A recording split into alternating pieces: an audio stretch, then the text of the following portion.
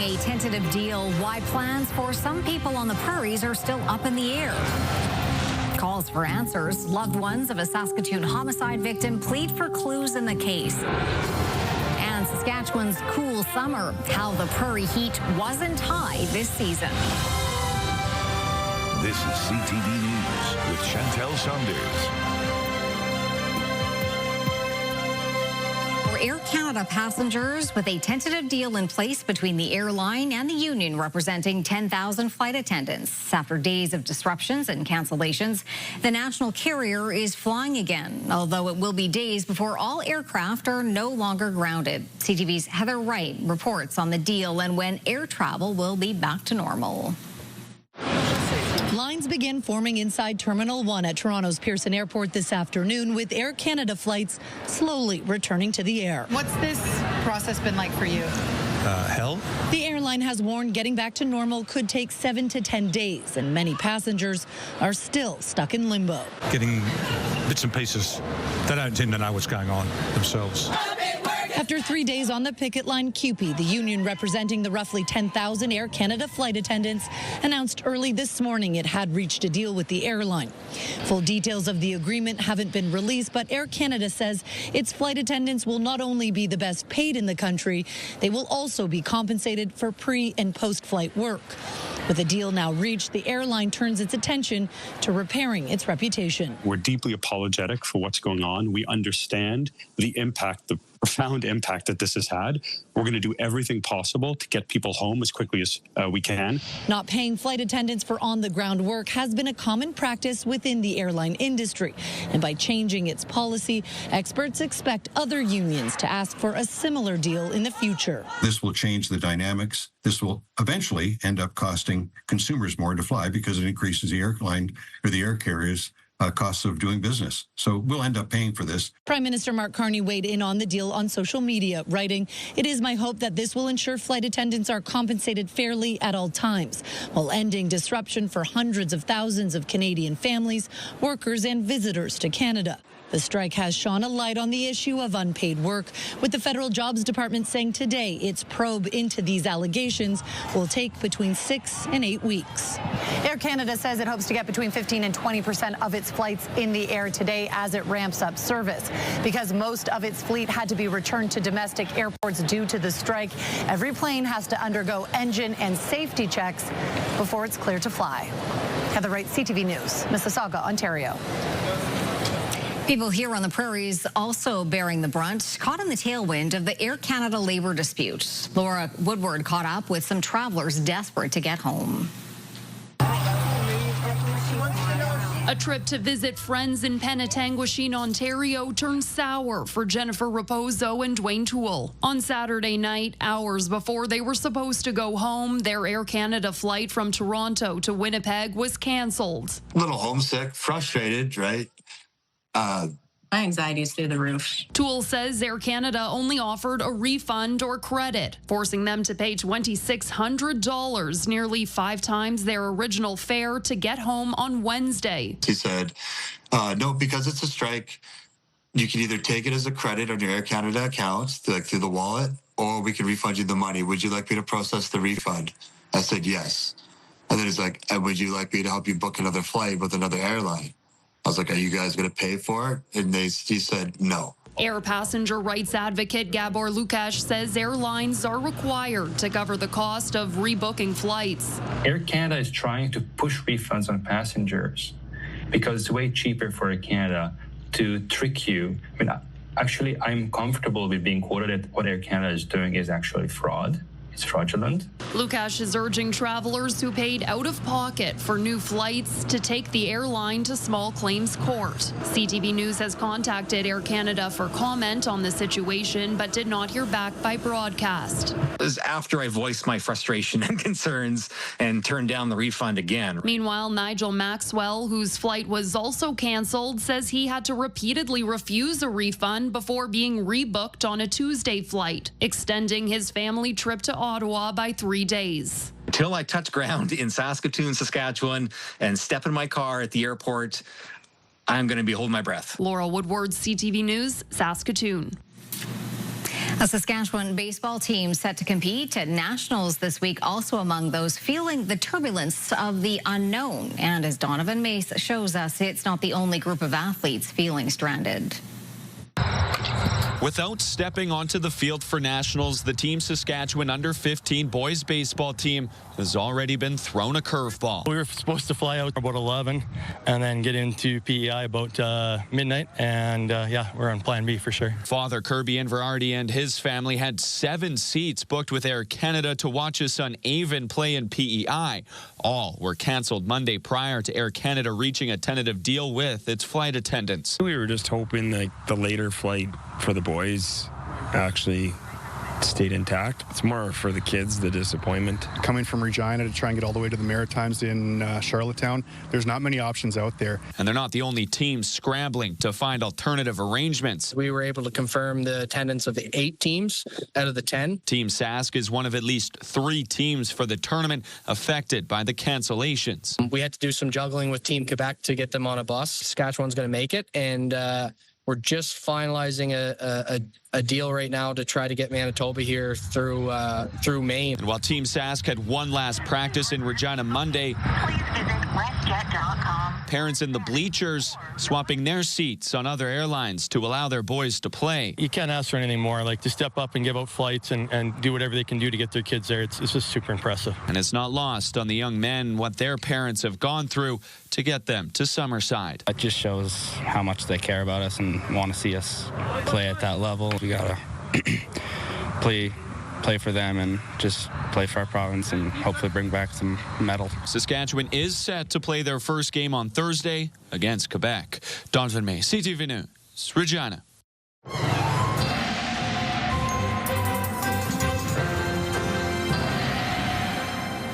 Well, Jeff, I think hot was the main word of the day today. And it will be tomorrow as well. We've got ourselves temperatures that are going to be above seasonal. Some places will be hitting 30 degrees tomorrow. Saskatoon might be one of those places. And certainly with a little bit of humidity out there, it feels that much warmer. But taking a look in terms of active weather, we might start to see a little something in northern parts of Saskatchewan as we roll into Wednesday. But central and southern parts of the province, there's a little instability out there. But if anything shows up, it'll be scattered in nature. And we'll talk about those details later on.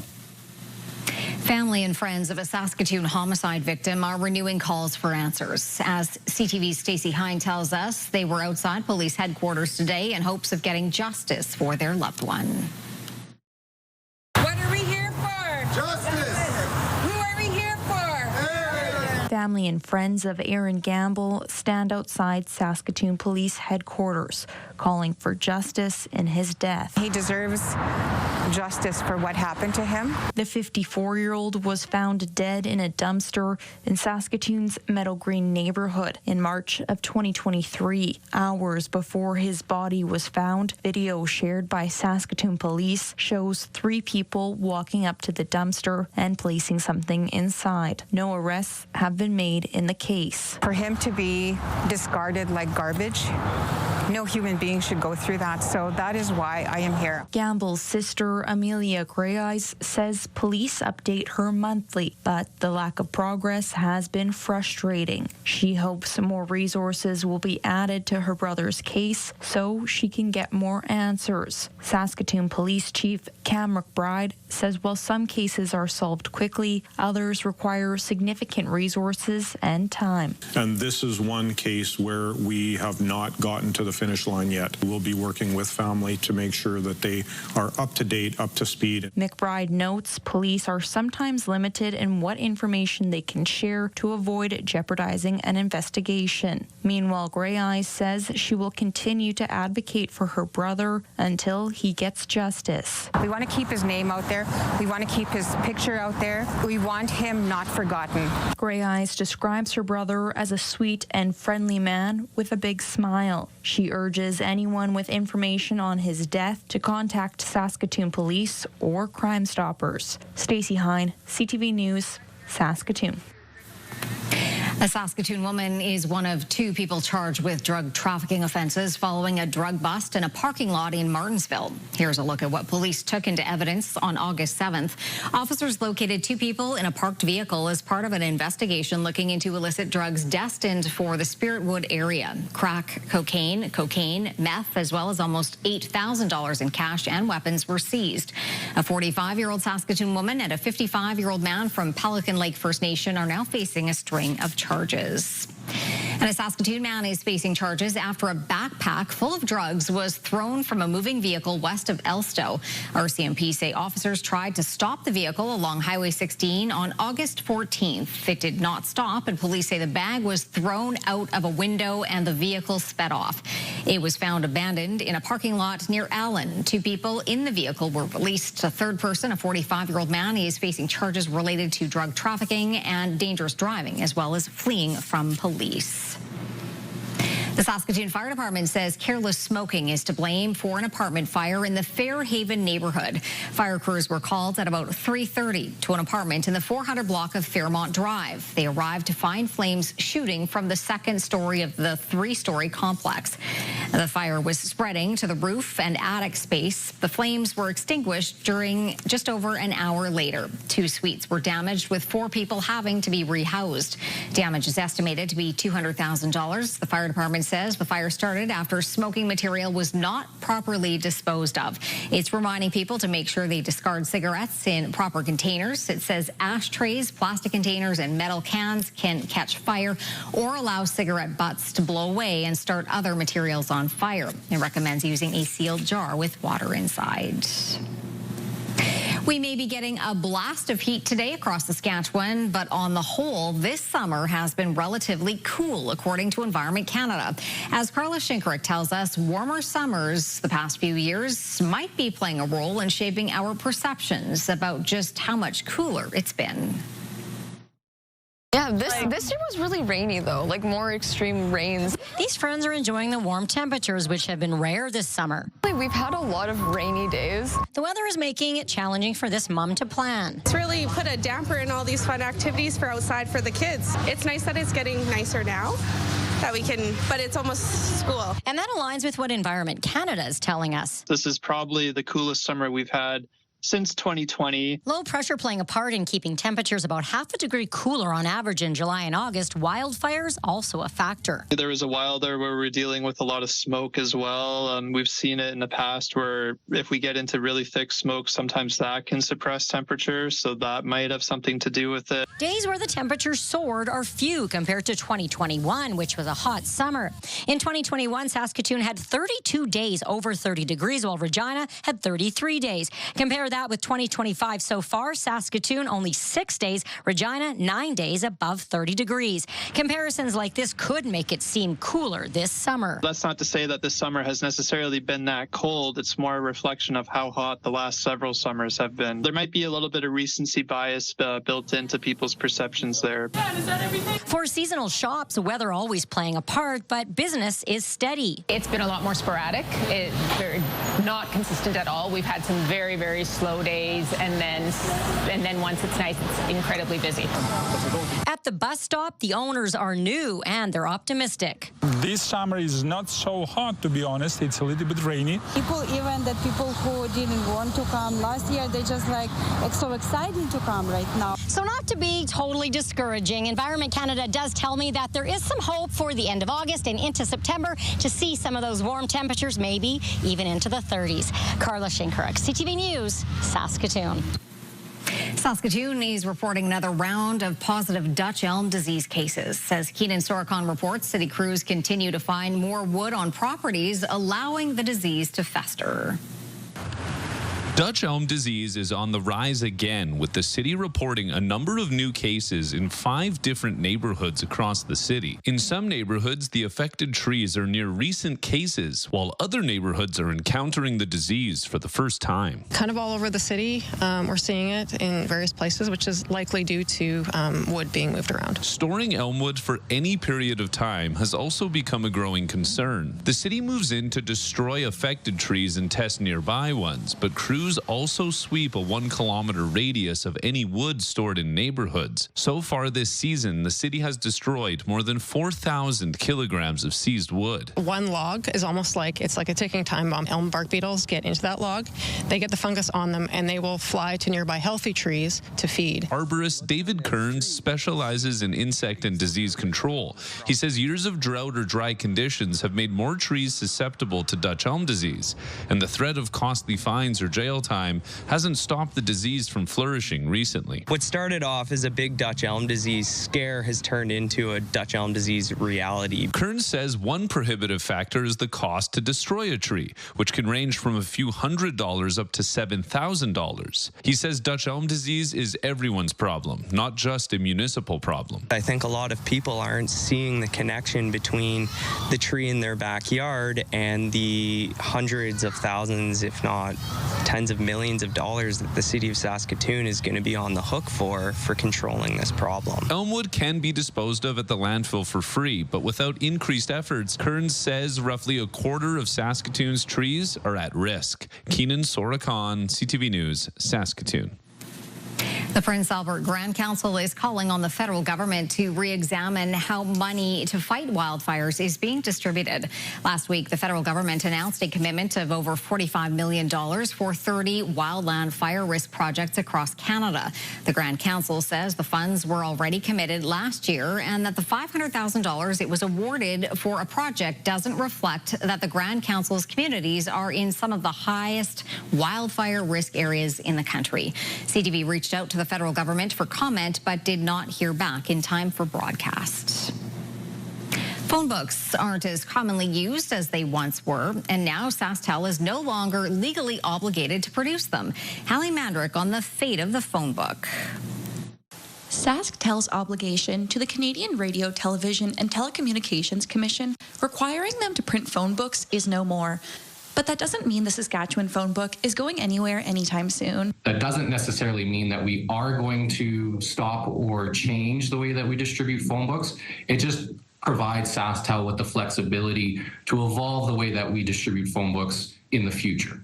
According to Jacobs, nearly 12,000 businesses across the province advertise in the phone book, and the company is still seeing a demand from some folks who simply prefer a physical phone book as opposed to the digital option. From a small business perspective, it's a really great way to reach out to potential customers or those who might be in your community may not have heard of your service. It's also a good tool for anyone who might not be as comfortable with technology as younger generations are. CTV asked some Saskatoon residents about the last time they used a phone book. I don't honestly remember. It's been like 3+ years at least. It was many years ago. Probably, I don't know, maybe 7 or 8 years ago. I don't know what that is. As SaskTel has no plans to cease production anytime soon, residents also shared their thoughts on the future of the phone book.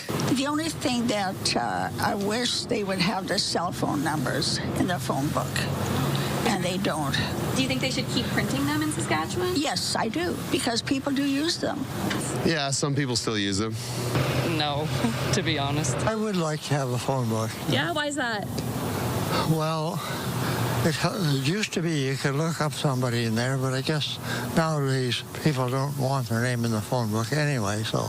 While Saskatchewan phone books won't be going away, anyone who does not wish to receive one can opt out online on the Direct West website. And they are 100% recyclable, so any unwanted books can be tossed in the blue bin. Hallie Mandrick, CTV News, Saskatoon. Still to come, what defiance by Air Canada flight attendants could mean for future labor disruptions, and what last night's win for the Conservative leader means for the future of the party.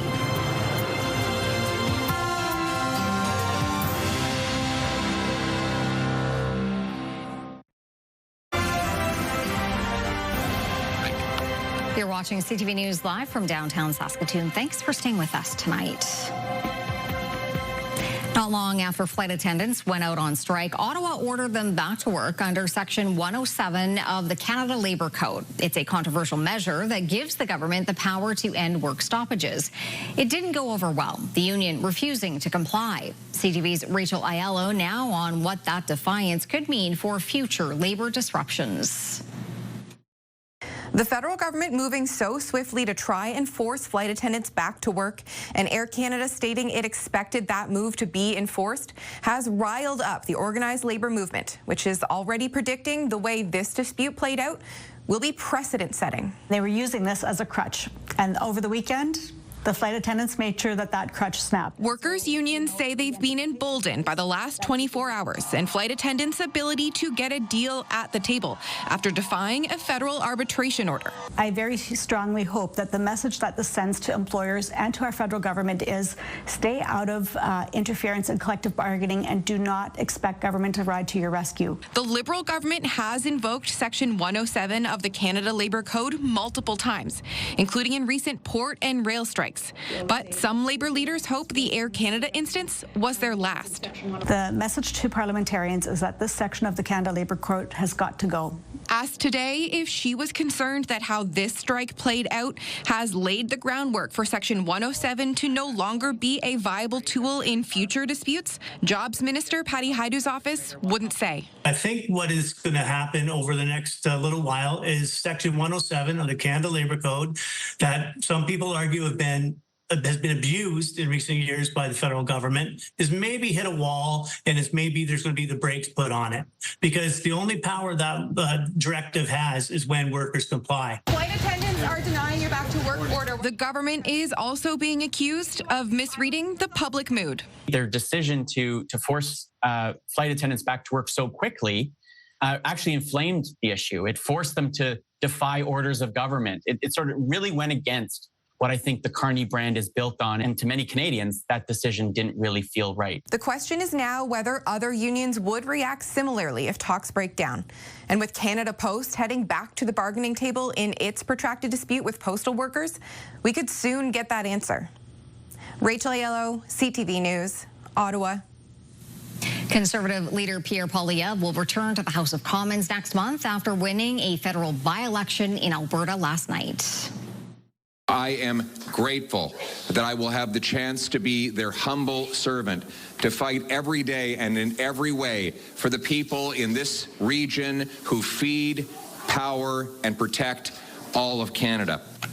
Poilievre won more than 80% of the vote in the riding of Battle River Crowfoot. Poilievre has already signaled he will call on the federal Liberals to begin construction of at least 2 pipeline projects and a road to the Ring of Fire in Ontario by mid-March. In January, Poilievre will undergo a mandatory leadership review at the Conservatives' National Convention. Any leader who has just lost an election must face a secret ballot vote on their future. Poilievre lost his Carleton seat in April's general election. He will square off against Mark Carney for the first time in the House on September 15th. The Prime Minister posting today on X his congratulations on Poilievre returning to the House of Commons. Canada's annual inflation ticked lower last month, mainly due to cheaper gas prices. The rate cooled to 1.7%, down from 1.9% in June. But beyond the gas pumps, there were signs of prices accelerating at the grocery store and in housing. Confectionery and coffee products saw big year-over-year price jumps in July. The Bank of Canada will be looking through the data as it prepares for its next interest rate decision in September. Its policy rate is currently at 2.75%.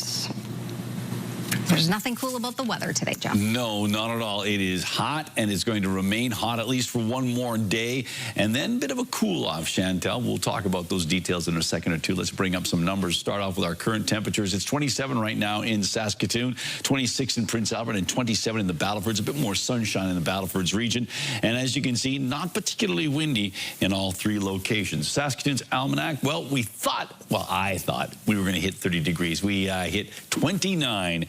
24 is typical for this time of August. 37 degrees, the record warm temperature in 2008. That record still stands. And 0 degrees, the record from 1950 is when that was set. The sun came up at 5:57. It's going to go down at 8:23.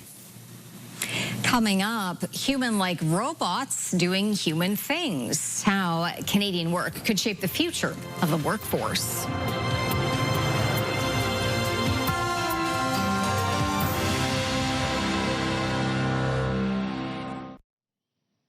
All right. right, welcome back. Taking a look through the live lens of Skycam. We've got some cumulus clouds out there right now, but still a fair amount of blue sky.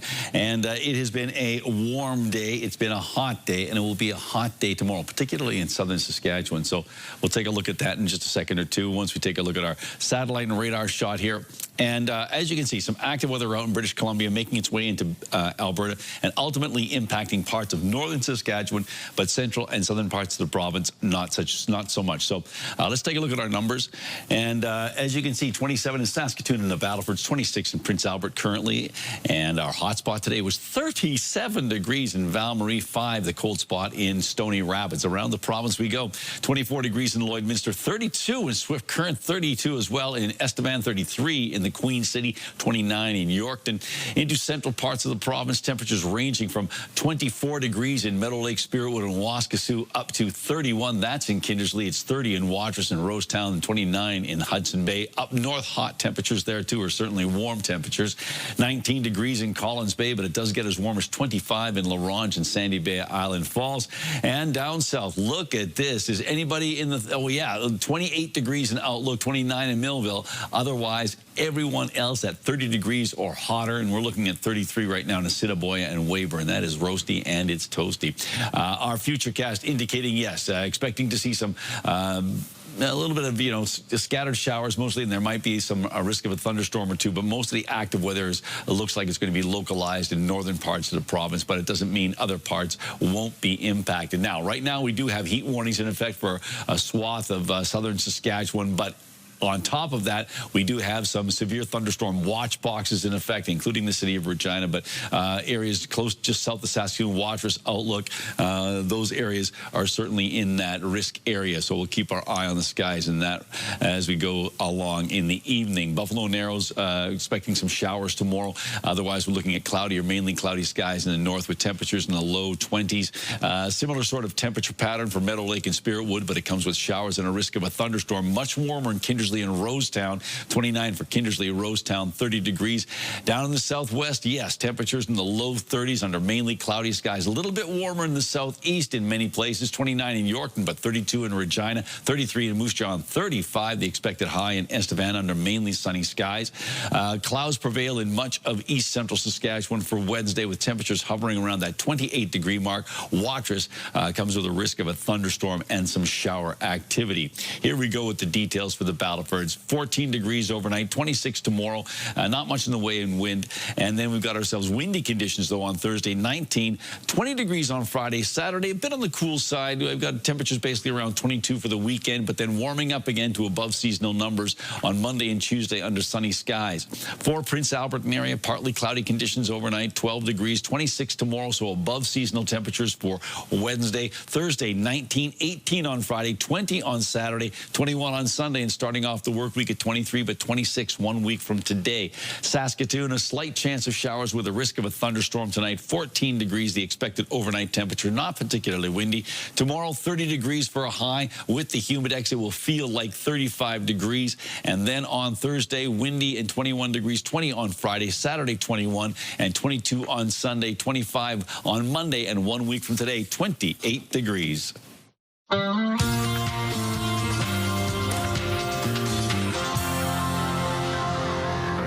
Waving to our Channel 7 television cameras, Paul, George, Ringo, and John on the top step.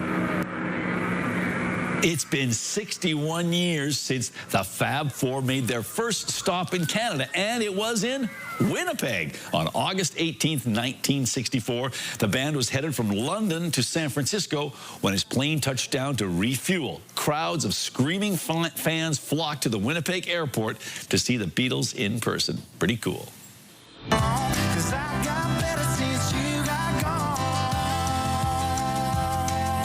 Morgan Wallen's album, I'm the Problem, has spent 11 weeks at #1 on the Billboard Hot 200. It first debuted at #1 in May. Wallen will be playing back-to-back shows in Toronto, September 4th and 5th, and he'll also be performing 2 nights in Edmonton a little later in the month. Well, I guess those two cities qualify as God's country. And fans of Downton Abbey will get their chance to own a piece of the British television series all for their own. Iconic costumes and props from the show are on display in London ahead of their sale next month. The long-running series began a 6-season run in 2010. All right, Jeff, time for Pick of the Day. What do you have? We have 3, as per usual. We're going to start off with this one. This one comes to us from Manny Lefebvre, or as I call him, Mr. Lefebvre, because he was one of my teachers growing up. He says, I shot this picture on August the 6th, our proud prairie icon and the growing smoky sturgeon moon. So a lovely shot there. He's always been a fantastic photographer, and that's just one example. So a lovely shot there, Mr. Lefebvre. Next one from one of our pals, CTV alumnus, Doug Podolak, and he often sends us celestial pictures and landscapes, but it goes from macro to micro because it says, hi, Jeff, for your consideration, I've attached a picture of a honeybee that was hanging around in my backyard. And what a great close-up there. So thank you, Doug, for sharing that picture. And finally, okay, speaking of critters, this is from Karen. Now, she sent us some great Waskasoo photos last week, and we told you we'd share some of the squirrel pictures she's got. So this is what she's got. She's got some pretty interesting squirrel pictures, and this is the one we chose. And we got another one here, too. So, yeah, he's having a little snackage. So, Karen, thank you for those pictures of your Waskasoo friend, as you call. All right, let's take a look at the address where you can send your pictures. That's cfqcnews@ctv.ca. Please put Pick of the Day in the subject line. Still to come on CTV News, finding more ways to help humans. How Canada is playing a role in robotic engineering.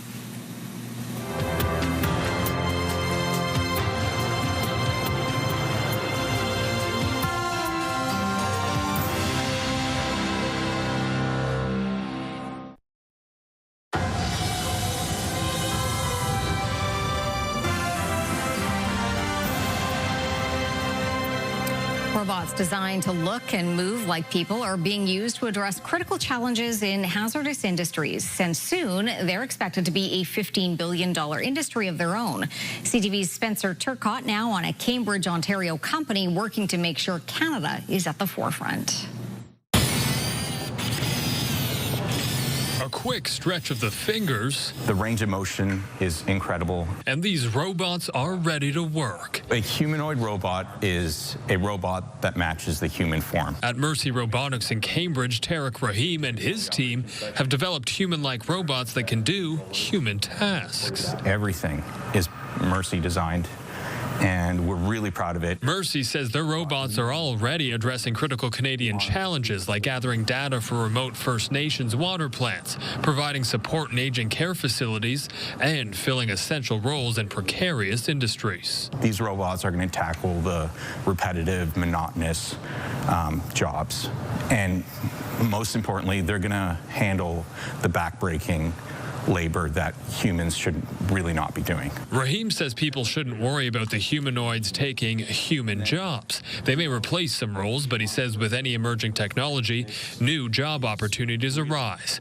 That's backed by global humanoid robot market projections, which show it growing from $2.92 billion this year to $15.26 billion by 2030. And those are the most conservative estimates, so I wouldn't fear too much about a dystopian future with no employment opportunities. The robot moves around on wheels with the help of a joystick. The reason we do wheel designs is because they're inherently stable. You cannot knock this guy over. In the manufacturing sector, Canada ranked 12th in robot installations behind countries like the U.S. and Mexico. Yet Mercy says they have the tech to catapult Canada to the top of the world rankings, in an industry they believe will have the same impact as the automotive revolution. But above the impressive technology, they have the passion to match it. In a way, it's the most rewarding feeling ever. So I imagine that's what having children feels like. Spencer Turcotte, CTV News, Cambridge. When we come back, Canadian athletes converge to celebrate their skill and cultures. And later, a race that's a little off track.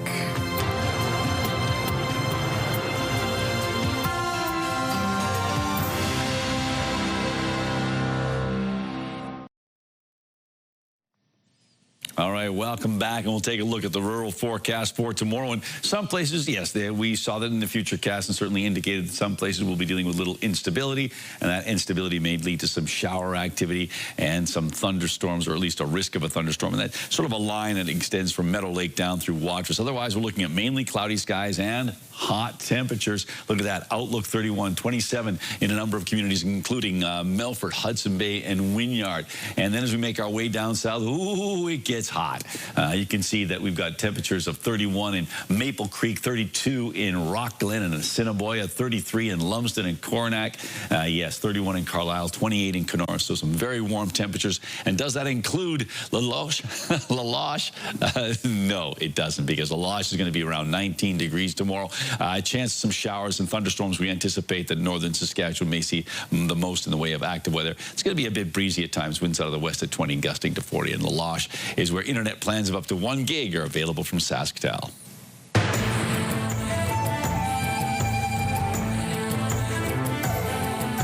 Greetings, everyone. The 2025 Masters Indigenous Games in Ottawa wrapped up over the weekend. The event saw Indigenous communities from around the world show off their skills and their culture. CTV's Josh Morano reports. For athletes like Mariah Altman and Reese Peltier, competing in the Masters Indigenous Games is a dream come true. It's intense. I don't know. When I come here, I would be like, okay, these teams would be easy, but like, it's hard. It's hardcore ball. This is their first year participating in the event, and say being able to play the sport they love against people from around the world is an exciting experience. We're from around here, like down north. Well, I am. Yeah. So I don't really get to meet people from up north and just connecting and making those cultural exchanges is really nice. Ottawa welcomed dozens of Indigenous athletes from around the world to compete in sports like volleyball, basketball, and archery. It's our first time to the Indigenous Masters, so it's been fun. We've enjoyed it. Like I said, our granddaughters played on a couple teams. We have athletes from Greenland, from Alaska, from New Zealand, from Mexico, like just all over. It's just a great opportunity for them to come, and that's probably the biggest difference, is that we have the countries representing them. In Lansdowne Park, the second year of the Games wrapped up in style with the Culture Village, bringing food, performances, and the Reconciliation Run Walk, a final moment of unity. Athletes are encouraging each other and supporting each other, and it's really nice to see them together, just cheering on each other. It's a really good experience. For Altman and many others, the Games mean more than just competing. It's about showcasing their culture and pride. It's like amazing that they're giving opportunity for Indigenous people, especially for older. I know, like when we competed 2022 with the youth, it was just nice to meet new people. Josh Morano, CTV News. If you have a story you would like to see in this segment, here's how to reach us. You can contact me by email, and you can also watch past episodes and segments of Indigenous Circle on our CTV Regina and CTV Saskatoon websites. Indigenous Circle, brought to you in part by Saskatchewan Indigenous Enterprise Foundation, growing the First Nation entrepreneurial spirit. Farm Credit Canada is extending its trade disruption supports to canola producers. The organization says in light of new tariffs affecting canola seed exports, it's offering relief options for customers who meet lending criteria. Options include deferral of payments and additional loans up to $500,000. The new canola tariffs, which went into effect last week, saw China place an additional 75.8% duty on Canadian canola imports, causing strain for producers across the country. Saskatchewan pharmacists will soon be able to take new training, allowing them to substitute medications under certain conditions. The province says the move will allow pharmacies to make faster adjustments based on availability and patient needs. It would allow for more options should there be supply disruptions or medication shortages. Training will be overseen by the Saskatchewan College of Pharmacy Professionals, as will the circumstances where pharmacists can make substitutions. Mining giant BHP now confirms production at the second stage of its Jansen potash mine will be delayed until 2031, 2 years later than planned. The initial stage of the mine is 68% complete, but first potash production of the initial stage has also moved back to its original mid-2027 target. The company cites cost as the main reason in its annual report, with the first phase now estimated to cost $7.4 billion. That's up $400 million from the initial projection. A further update on the full cost of the mine is expected sometime next year. Saskatchewan's NDP is using the delay to call for the end to PST on construction. The Premier, Scott Moe, has a lot to answer for on these fronts. So I hope that he's straight with the people of Saskatchewan and will answer for the string of bad economic news of economic losses. And we need to reverse this pattern of economic losses and of delays and of projects being shelved. And we need to secure not just these projects and lock them down, but projects in sector after sector all across our province. Once both stages are complete, the mine is expected to produce approximately 8.5 million tons of potash per year. Riders are preparing for another Saturday showdown, this time against the Calgary Stampeders in Calgary, the only team they've lost to. As Jacob Carr tells us, they'll enter the game on a roll. In the CFL game, to keep an opponent out of the end zone in one game is impressive, but to do it 2 games in a row, a rarity. Or, we'd love to always keep offenses out of the end zone in this league. I haven't seen a whole ton of that, but certainly something that I know the guys will continue to push for. So rare, in fact, that according to Riders senior journalist and historian Rob Vanstone, this iteration of the defensive unit became just the 7th in team history to accomplish the feat. But what has allowed them to be so stifling as of late? We got defensive linemen like Caleb Sanders out there, always hooping and making plays, man. It's really, it makes playing football real easy when you got guys like that. Micah Johnson, guys like that. Defense, it starts with them, right? It starts with them in the trenches. So it really makes football easy when they're playing like that. And after that, again, it's just communication, attention to detail, and being able to play together. Despite the impressive feat, the Riders are trying not to read their own press clippings and have their sights solely focused on the Calgary Stampeders, who handed Saskatchewan their only loss of the year. And the defense is looking for a better performance than what they showed in Week 6. I mean, you look at the stats, they ran the ball over us. I think it's the only team that's really had majority success running the ball on us. So, I mean, we got to stop that first of all. And if we do that, like I said, make a team one-dimensional, we know what plays are coming. We can stop them. Allen says the Riders head into this game with a chip on their shoulder, knowing they had plenty of missed assignments in the first matchup with the Stamps. Yeah, I think it definitely starts with correcting what we really messed up on. And part of it was, again, was physicality, right? We weren't physical. We got our butts kicked last time.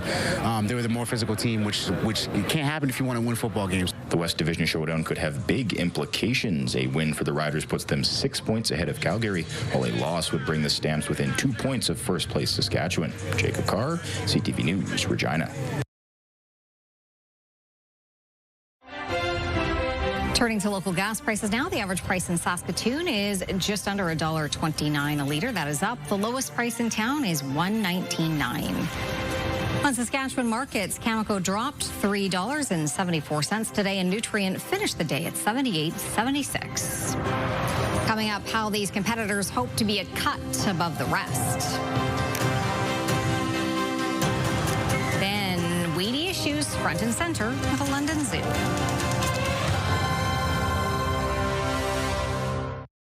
Select Hair Services brought to you by Sage, the beauty bar. Stay with us. We've got another full night of great shows for you right here tonight on CTV. Well, they were off to the races in the UK, but it's not your typical track.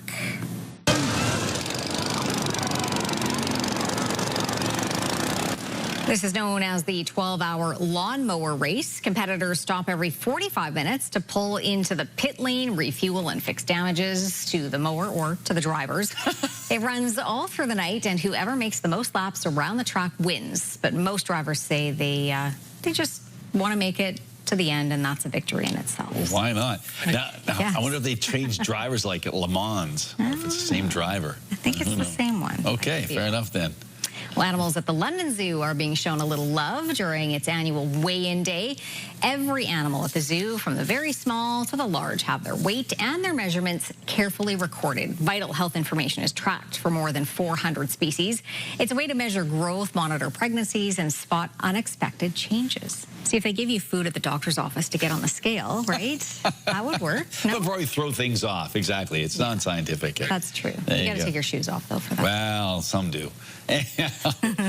All the news from Mother England there. Yes. Exactly. A couple of stories from jolly old. Let's see. There's not really jolly about these severe thunderstorm watch boxes that are still in effect in parts of southern Saskatchewan, in east central Saskatchewan too. Just Humboldt outlook in those areas. And tomorrow morning, we get it up here. There we go. A hot day tomorrow. Hot, hot, hot. Thanks for watching.